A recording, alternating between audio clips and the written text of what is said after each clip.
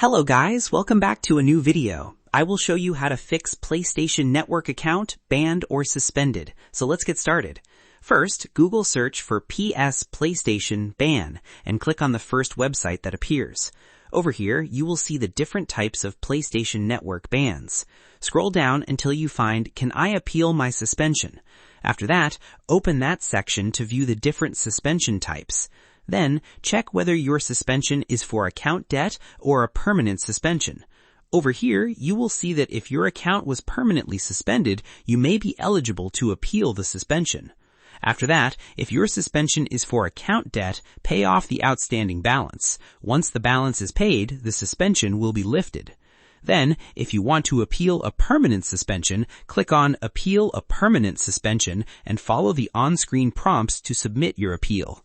Then, wait for PlayStation Network to review your appeal. If it gets approved, your account will be unbanned. And that wraps it up. If you found this video useful, please do like and subscribe. Thanks for watching.